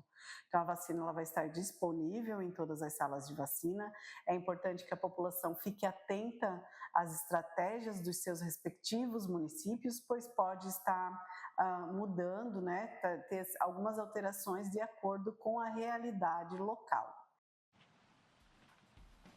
Maria, 3,3 milhões de pessoas estão no grupo prioritário e a Secretaria da Saúde do Estado quer aí, quem sabe, conseguir 90% para conseguir um novo recorde aí para combater realmente essa doença. Só para a gente finalizar, Maria, olha a importância. No ano passado, 2024, 1.693 casos da doença foram registrados aqui em Santa Catarina, a maior parte pela H1N1, 128 mortes por conta da gripe. Então, é importante, bora vacinar, principalmente quem está no grupo prioritário, Maria. Tiaguinho, obrigada pelas informações. Então começa com esse grupo e daqui a pouco vai abrindo para outros públicos também se vacinarem. Mas tá aí a importância, a gente tem que tomar a vacina da gripe. Tem a queda nas temperaturas agora, né, Tiaguinho? Não tem jeito, tem que começar a se cuidar. Já começa aquele resfriado, os espaços mais fechados, né, por conta do frio. E aí a gente sabe que essas viroses aí vão passando, aumentando nessa época. Obrigada pelas informações. Vamos para a região norte do estado, Jaraguá do Sul, a equipe da Fujama encontrou uma ave rara por lá. E ele, que entende tudo de animais, está chegando para contar mais detalhes desse caso para a gente. Ô Luiz, que ave é essa, hein? Pois é, Marista, eu sou quase o Dr. Dolittle aqui do SCC Meio-Dia. Essa coruja, a coruja caburé acanelado, uma rara coruja dessa espécie que foi encontrada ali em Jaraguá do Sul e foi encontrado por uma ocasião bem inusitada. A ave acabou se chocando contra uma vidraça de um supermercado que fica no bairro Barra do Rio Cerro, ali em Jaraguá do Sul. Foi feito todo o atendimento veterinário na ave, constatou que ela não tinha nenhum tipo de ferimento e logo depois disso foi liberado no seu habitat natural. Segundo o biólogo Christian Rabock, essa espécie rara dessa coruja foi avistada muitas poucas vezes aqui na nossa região, sendo que em Mafra, Água Doce e Três Barras são o exemplo de cidades que foram registradas essa coruja. Então, essa coruja acabou aparecendo num supermercado ali em Jaraguá do Sul, foi bem cuidada e já foi devolvida à natureza. Maria Esther, eu volto contigo no estúdio. Obrigada, Luiz, pelas informações, direto de Joinville. Mas a gente estava falando de Jaraguá agora, essa ave que vocês viram lá na região norte, uma ave rara que apareceu por lá. E em Itajaí, um gato, gente, foi um gato dessa vez que mobilizou as equipes da Celesc. O caso aconteceu no bairro Espinheiros. Foram os moradores que entraram em contato com a Celesc, já que o animal subiu no poste da energia elétrica. E de acordo com a equipe da Celesc, ele já estava lá há algum tempo no poste. E quando foi resgatado, estava muito assustado. A moradora que recebeu o gatinho informou que não sabe se ele tem dono. E se não tiver, ela vai disponibilizar para adoção. A Celesc ainda informa que situações inusitadas como essa são muito comuns e que as equipes já foram acionadas em Itajaí para resgatar, olha só, gente, galinha, passarinho amarrado em fio e muitos gatos. Gatos aí, né, estão em primeiro lugar. Nessas situações, além dos bombeiros, é importante também a comunidade acionar a Celesc para evitar que o animal receba um choque elétrico ali durante o resgate. E claro, acabe todo mundo em segurança, como foi esse caso que a gente está mostrando para vocês aí em Itajaí. Bora pro intervalo agora? Tem imagens de governador Celso Ramos. Dá uma espiada no tempo lá fora, 29 graus, esse calorão que tá vindo antes da chuva. Até já.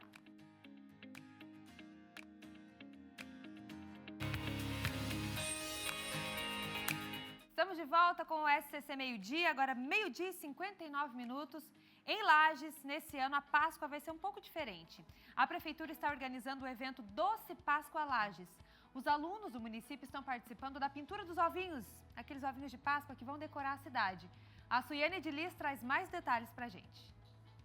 Olha só que legal, a gente veio conferir justamente toda essa criançada reunida que está produzindo os ovos de Páscoa, fazendo a pintura para a decoração do evento que vai ser realizado pela Prefeitura aqui de Lages, Doce Páscoa Lages, em parceria com a Secretaria Municipal de Educação. A gente vai conversar com uma das professoras, vai explicar melhor para a gente como é que está funcionando. Todas as escolas da rede municipal e também outros convidados, isso? Isso, são 5 escolas do sistema municipal, sendo de manhã e à tarde, né? E eles estão vindo para a produção dessa árvore que vai ser decorada na nossa cidade. Certo, são 8.000 ovos, isso? Isso, são 8.000 ovos, né? Então todo mundo junto aí, né? A Prefeitura, a Secretaria do Turismo, a Secretaria da Educação, as escolas municipais e outras entidades também. Tá certo, e eu vou conversar com algum dos alunos que estão aqui na produção dos ovos. Como é que está sendo pintar os ovos? Tá gostando? Tô gostando muito, é bem legal de brincar. Tá certo. E você tá vindo com todos os teus colegas e tá na expectativa de achar depois o teu ovo ali na árvore, na Páscoa? Eu vou tentar achar quando meu pai vir aqui no centro. E toda essa iniciativa faz parte de uma programação maior que está sendo organizada para a Páscoa desse ano aqui em Lages. Ana, Doce Páscoa Lages, esse é o nome, o que a gente já pode trazer sobre as novidades para a Páscoa desse ano? Isso mesmo, a gente tem uma Páscoa colaborativa esse ano, né? Doce Páscoa aqui em Lages, com o envolvimento das crianças. A gente tem as crianças das escolas municipais, vamos ter as crianças da AMA, da APAI também conosco. Essa semana é a semana que vem. Semana que vem começamos a montar a decoração, né? A abertura da Páscoa é do dia 12 até o dia 22, ela se encerra com muitas atividades e atrações para a comunidade, principalmente cenário, luzes, né, a casinha do coelho e várias novidades por aí. Tá certo, então. Fica o convite, então, para todo mundo já se preparar que na Páscoa nesse ano vai ter programação aqui. Exatamente. Venha viver uma Doce Páscoa em Lages. Tá certo? Muito obrigada, então, Ana. A gente segue trazendo as novidades aí, então, dessa programação da Páscoa aqui em Lages. Volto com vocês. Obrigada, Suiane. E olha, falta pouco mais de 3 meses para o maior festival de dança do mundo. É claro que a gente está falando do Festival de Dança de Joinville, mas você já pode garantir os ingressos. O Luiz está chegando para falar das novidades e também de tudo que vai ter de novo nessa edição e, claro, já falar como você faz para garantir o ingresso, né, Luiz? Como é que faz? É isso mesmo, Maria Esther. Já vou pedir para nossa produção colocar aqui para gente o site do Festival de Dança e dizer para vocês que está chegando. Essa 42ª edição começa no dia 21 de julho e vai até dia 2 de agosto. E tem uma novidade muito interessante esse ano, que é o Festival de Teatro Musical. A atração será realizada nos dias 29, 30 e 31 de julho, no formato de mostra competitiva. E há uma consultoria artística da renomada Fernanda Chama. Então é uma das novidades do 42º Festival de Dança aqui de Joinville. E como você citou, Maria, dá para você comprar o seu ingresso. Os ingressos, as compras foram abertas hoje exatamente. Então eu garanto para você, corre. Olha, eu garanto não, eu dou uma dica para você, corre aqui no site festivaldedancadejoinville.com.br. Corre e garanta o seu ingresso, porque as principais temáticas ali, as noites de balé, as noites de danças de rua, são as noites mais concorridas. E se você deixar para comprar, corre o risco de você não garantir o seu ingresso. Não deixe para depois. Entre nesse site que está aqui na sua tela e garanta o seu ingresso, porque as vendas abriram hoje. Falta pouquinho, e é claro que o SCC vai estar fazendo a cobertura sempre fantástica do Festival de Dança de Joinville, o maior festival de dança do mundo, Maria Esther. Eu volto contigo no estúdio. Muito bom! É isso, gente. O festival acontece em julho, mas você já pode garantir aí a sua presença. Obrigada pelas informações. Logo mais tem o Tá Na Hora e o Cleiton Ramos está chegando por aqui. Maria Esther, Fernando Machado, tudo bem? A gente está aqui para fazer aquele convite para você acompanhar mais uma edição do nosso Tá Na Hora. Olha só, a gente está nesse dia também trazendo detalhes sobre o autismo. A gente está homenageando e a gente está deixando você bem informado em relação a esse assunto. Então, fique ligado que tem utilidade pública também no nosso Tá Na Hora a respeito disso. E também outros assuntos que com certeza vão interessar você e a sua família. 18h30, eu, juntamente com Júlia Matos, estaremos esperando você até lá. Muito bem, 6h30, Tá Na Hora, Santa Catarina. Muito obrigado pela parceria, toda a equipe. A gente se vê amanhã, 11h15 da manhã. Cuide-se e até lá. E a gente segue com A Tarde é Nossa. Bora lá.